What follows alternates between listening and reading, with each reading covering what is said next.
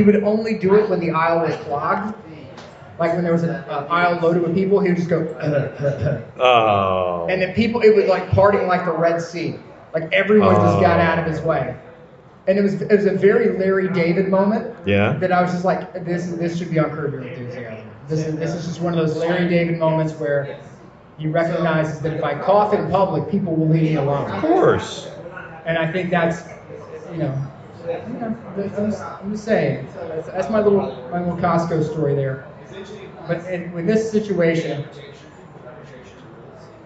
I think it's great for the players. Yeah.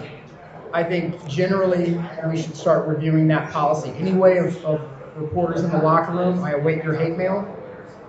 You gonna at you again? At me, please. But I believe there needs to be the mix zone like the Premier League. Like the player comes through, manager walks through, and then you're on your way. There's nothing I hate more than seeing some player sitting at their locker room with 47 microphones in their face, and the players' eyeballs are like the size of dinner plates, and they're trying to like stammer through how they blew Game 5. What do you expect them to say? And I know that everybody wants the Ryan Leaf meltdown moment. Yeah. That's what you want because that's the clicks and that's the metrics. And yeah. These days, yes. Will be very thrilled by that. Yes. But in my opinion, I just think that it's just absolutely aggravating. We had a good game. Sometimes things just don't go our way. I think the possession in the second half. Got away from us. We'll come back again. I mean, like, really, that's what you're getting. You're getting 20 second. You're getting 20-second sound bites from people that really don't care. Yeah. They'd rather be any place else than talking to you. Now, I can't remember one time that I have personally listened to some droning, monotone statement from some player who didn't want to be there. And I'm here so I don't get fined. Yeah. And here's something that goes, wow, I hadn't considered that. I didn't watch the game, and so I didn't know that, we've lofted crosses for the last 15 minutes of a half and weren't able to get anything substantial in the goal. Or, yes, I knew that you threw 4 interceptions in the third quarter, and that's why you lost the game. I in no way was able to figure this out on my own. That was a stunning. Good Lord. Thank you so much for... I feel enlightened. Yeah, hitting and hawing and stammering through some statement. Thank you, it just blows my mind. Thank you, Athlete X. Yes, Athlete X. And but I got more out of the midweek press conferences, especially for when I was, I used to do a segment called Coach Speak for NCAA.com. See, those are the fun ones.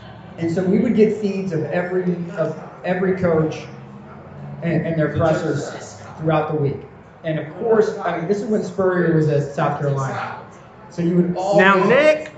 It would just be pure gold. Like always and forever, pure gold from him. You had a couple from the Pac-12 who were okay.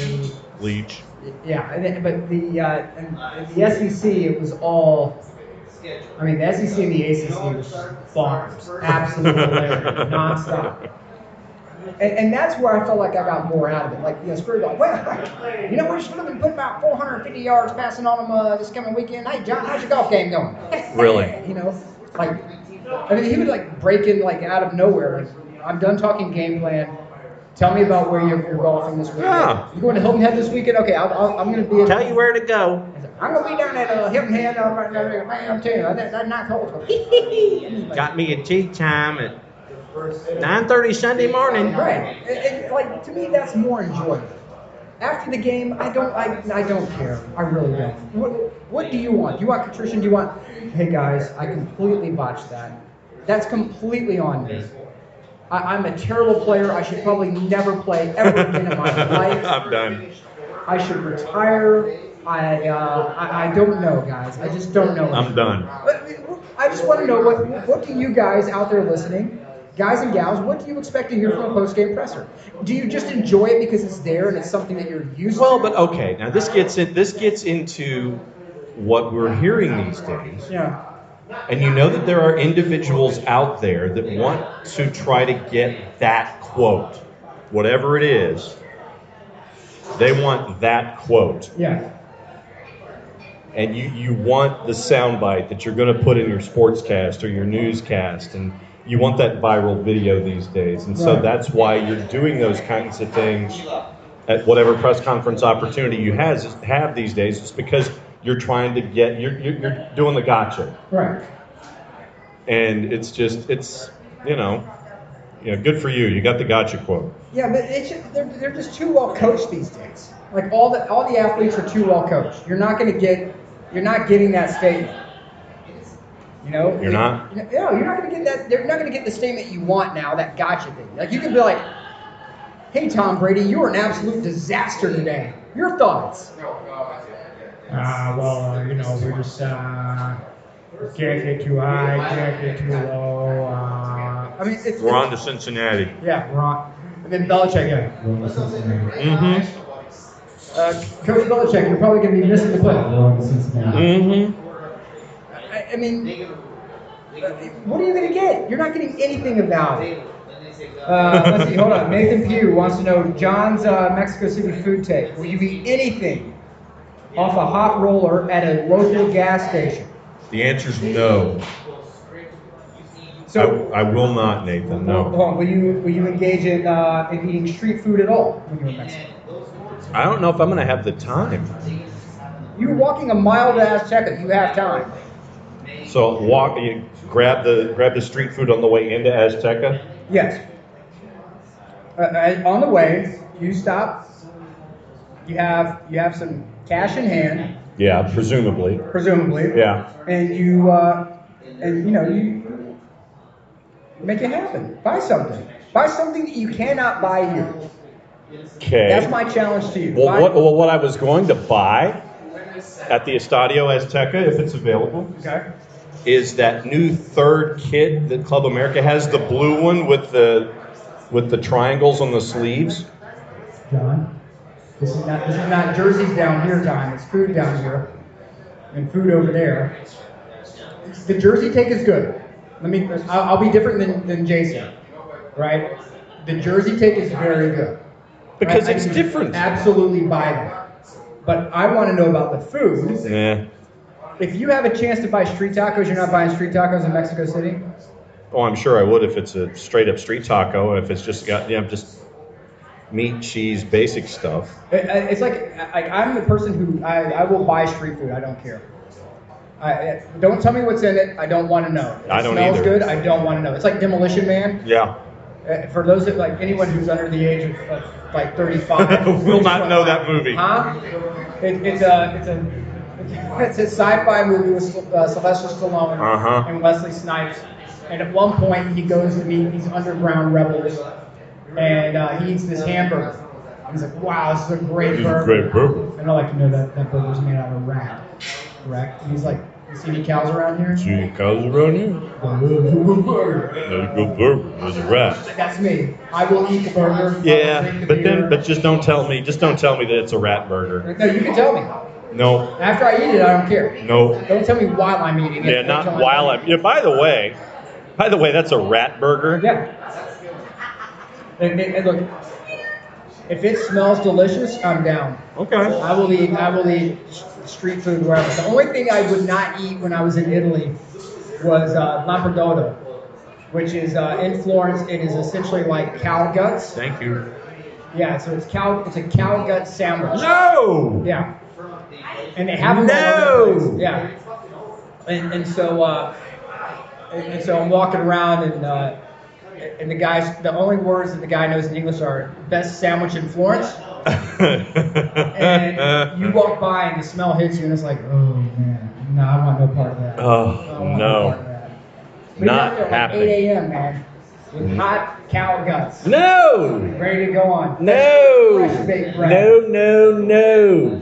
But I think you should absolutely. Oh, that'd be a no.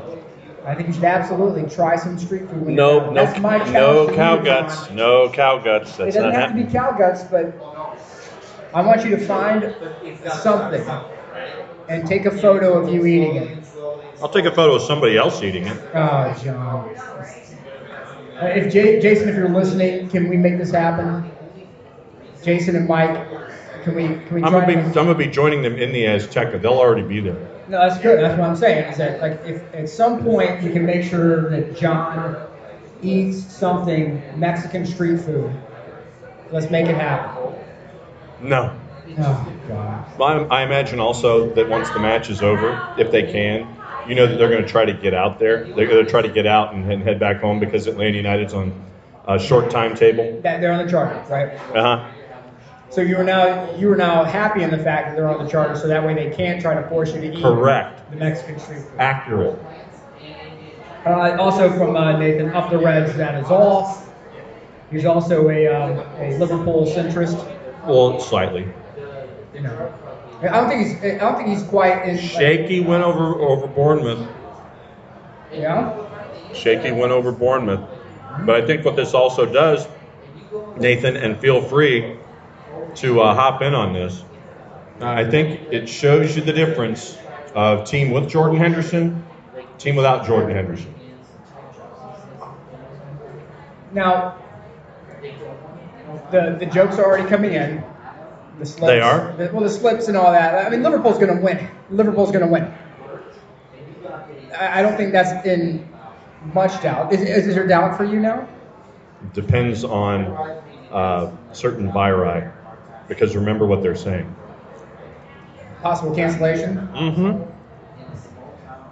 And it won't count. It's going to be interesting to see how that works, because I think it's in the best. There's a thing in professional wrestling, right? Especially the WWE, Right? which is it's what's good for business. Best for business. Yeah, what's best for business is Roman Reigns coming out, being the hero, even though everyone boos him off the stage every week. And challenging Dwayne Johnson for WrestleMania. That's right. It's like Brock Lesnar showing up once every 6.5 months to, beat But someone. is that best for business? Smash someone in like 2.5 minutes, walk out of the ring while Paul Heyman goes, Brock Lesnar. Hey, Ricochet, time for you to get buried down the card. Right. And so I think it is in the Premier League's best interest. What's best for Premier League business? What's best for Premier League business is for them to tell all the lawyers now, if we have to shut this thing down, Liverpool won it. Okay. Don't make it provisional. Don't make it any worse than it is. Don't put an asterisk. They hand them the gosh darn trophy. And I don't care if they have to get an honor guard of like English Boy Scouts. They get it. I don't care how they get it. They get it. You have to make sure that if Liverpool gets this, it's an act of God. You cannot remove a title because of act of God. There will be The force majeure clause for the Premier League? I'm just saying, you cannot have. This is like something out of a movie. Yeah. Where, actually, per subsection C, good sir, you do not win the title because of this. All right, it's like Cobra Kai winning. It's like Cobra Kai winning. In Karate Kid. No, it's not allowed to happen. Johnny Lawrence is the true hero. According to some people, yes. But I'm just saying, you cannot do that to Liverpool. If they shut down the league, Yeah. you cannot tell. You can't tell Liverpool, you can't tell their supporters, sorry guys, but because of an act of God, you don't get the trophy. There's no way that can work. You see Pep Guardiola hanging on to one handle of the trophy at the presentation at Anfield at the end of the year. You better have when they go to Guardiola at the city compound and he comes walking out. I need JR and King. I'm not giving up the trophy. Like, my God, that's Pep Guardiola's music. The Money in the Bank. He has the briefcase. He has all of it. Like Dolph Ziggler coming out for Alberto Del Rio Yes. when he won the title. Yes, I'm just saying that you can't. There's no way in the world this should be allowed to happen. No way in the world this should be allowed to happen. Oh my gosh. Let's see. Good French. Get French Football News has just said Italian decree indicates that European matches like Juve versus Lyon, initially scheduled for next week, can take place on Italian soil, but only behind closed doors. Okay. Second leg of the Champions League tie appears to be on track despite other COVID-19 disruption. Okay. So there have been people asking about the Champions League. If you want to believe, Get French Football News. They have a fairly decent hit rate. Yeah. GFFN has a boatload of folks following them. Yeah, they have a fairly decent hit rate. Yes. So I would say that if you want to know what would happen, there you go. So it's going to be played, allegedly played behind closed doors on Italian soil. I really don't like that. Yeah. I really, really don't like that. It's to me, if they're going off of the original decree Right. of Serie A stopping business, that's one thing. Okay. But if you're going, I wonder if they've taken into consideration the Prime Minister's announcement that the country is on. The country has shut down. No one in. Like, I don't know if they're going to open a special train track for Lyon to go right into Turin. They're just going like one gate's going to open up Yeah. and Leon's going to come through on that particular road. Right. Then they're going to close the gate again. Or you're only going to open air traffic to one flight from Lyon. This flight with this tail sign Right. is the only one allowed in. That makes me, that really, I have questions on that. Oh, money talks, sir. No, money always talks. And as ESPN announcer Adam Amin once told me, never underestimate the power of the status quo. Correct. People will always do what is in their interest and what is easy. Mm-hmm. If it's natural and easy to them, it's going to happen. Correct. So I would like to see how that's going to work out. Kevin Escobar says, and I'll explain the three seashells. and that is a Demolition Man reference. Nobody knows how to use the seashells. Okay, I'm just going to go to the profanity box, scream at it for about 20 minutes to get my toilet paper. Thank you. Okay, Kevin knows how it's happening. And then Kevin also has, he loves him some... Chamkuria. Okay. Chamkuria, he does a trike. So, all right, so he is also a fan of... Kevin, that's all yours, my friend. I'm just saying, if you go to Mexico, you have to take this opportunity to eat something you're normally not going to eat. I will defer to Jason on that. I'm sure that Jason, either tonight or tomorrow with Mike, I want the report on soccer down here tomorrow. Okay. And that we think that's going to be from 10 a.m. to noon Eastern because Mexico City's on Mountain Time. He's going to get up early for this? Well, no, it would be 8 o'clock Eastern. I mean, it would be 8 Eastern local time in Mexico City, 2 hours behind. So right now we're looking at 10 to noon Eastern, 8 to 10 local. Right. But keep an eye on your Twitters for any kind of actual show times and things like that from Mexico City. It's going to be a little weird this week, but just kind of hang with us when it comes to what's going to go down with times and things like that. All right. So, let's see. What else is Why going don't you talk on? to me a little bit about England? England. Well, today, Jamie Vardy returned, Huh? and he got a brace. Harvey Barnes was involved. He got a brace. It was goalless between Leicester and Aston Villa for about 39 minutes. Then Harvey Barnes on... Why is Pepe Reina playing in the Premier League? Because he was too expensive for Milan. Well, he was the most expensive because Milan honestly thought that they were going to sell Gigi Donnarumma for what they thought was going to be about 60 to 70 million. And they anticipated this because of the Allison sale from Roma to Liverpool. So they're like, oh, market's set, baby, we're good, we're golden. But they didn't count on the fact that if you're not a keeper that can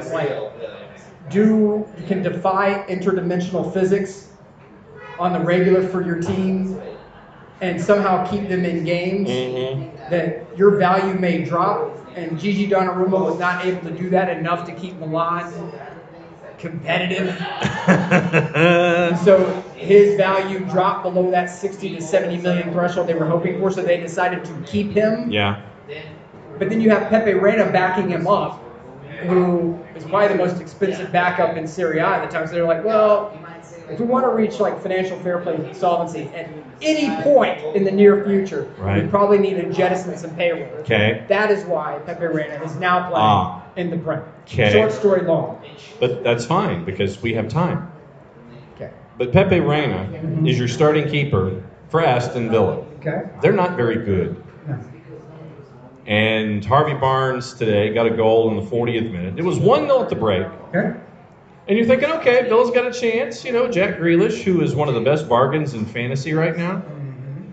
And you're thinking, okay, maybe Grealish can get something for his hometown club. Right.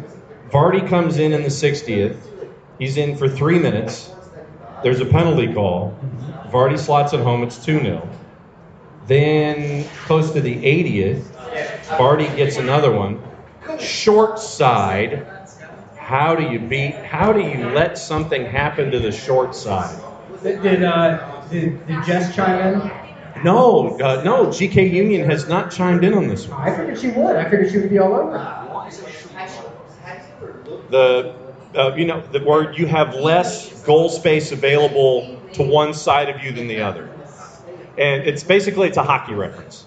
Where if a goalie is beaten to the short side, meaning that there's less space to one side of you than the other side. Near post. Near post. Yes, the nearest post to him. Yes, near post, short side. Thank you. So, beaten. How is anybody beaten to the near post?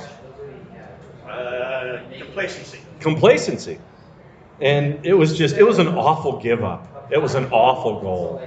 So that made it 3, and then Barnes scored again, made it 4, and then by the time you're done, guess what? It's 4-0. Aston Villa loses, and they are next to bottom in the league, and they are right in the heart of the drop zone. Bournemouth is ahead of them by 2 points, I want to say, and there's 6 teams separated by 6 points at the bottom, I think. Yeah, Aston Villa is on its way down. You just look at Dean Smith on a night like what happened earlier today. Dean Smith was just like, he just had this look on his face like, okay, I really want to go into the dressing room in like the 75th minute and go and take a warm shower and not come back out. But you know, like when you're outside and you're in the rain and there's nothing you can do about it, like you're waiting for your ride and you forgot your umbrella. That was Dean Smith today for Aston Villa standing on the touchline. He just looked absolutely miserable. He wanted nothing to do with what was going on. He still knew he had to stand out there for another 15 minutes and take it. And then Leicester scored another one. It was 4, and they're dropping down. I mean, but the thing is, you got Norwich hanging over your shoulder, and they've been playing better of late. Ask Michelle Not-a-Lab about that. And did he look more miserable than Man City supporters? Oh, after the derby. Oh, that was so bad.